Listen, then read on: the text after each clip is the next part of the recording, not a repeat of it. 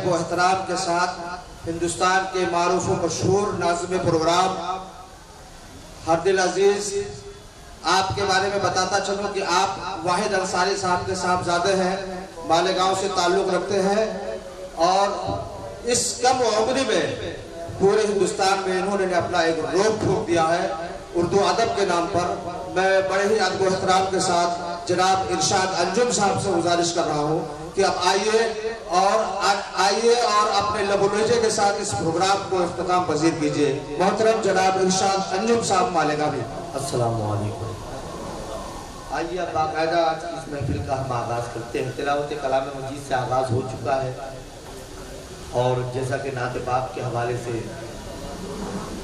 مولانا سلیم صاحب نے کہا تو خدا کا ذکر کرے ذکر مصطفیٰ نہ کرے، ہمارے منہ میں ہو ایسی زبان خدا نہ کرے۔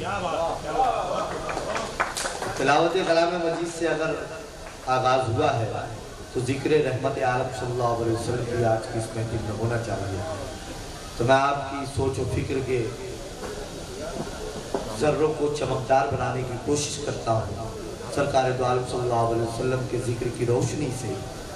اور آج کی ہماری محفل میں علی جناب کمال انصاری صاحب ہیں، میں ان سے گزارش کرتا ہوں کہ وہ یہاں تشریف لائیں۔ ان مصروں کے ساتھ میں ان سے گزارش کرتا ہوں کہ یہ دل جدائی میں یوں ہی اداس تھوڑی ہے، کوئی بھی شہر مدینہ سے خاص تھوڑی ہے۔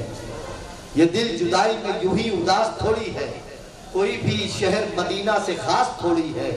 نبی کی نعت کی لذت میری وجود میں ہے، نبی کی نعت کی لذت میرے وجود میں ہے، میری زبان میں یوں ہی مٹھاس تھوڑی ہے۔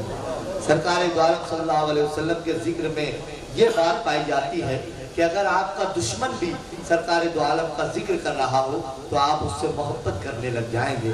وہ برکت، وہ کشش، وہ چاشنی، وہ شیرینی، وہ چمک دمک سرکار دو عالم صلی اللہ علیہ وسلم کے ذکر میں پائی جاتی ہے، اور اسی ذکر سے ہم آج کی اس محفل کو مزید پرنور بنانے کا کام کرتے ہیں۔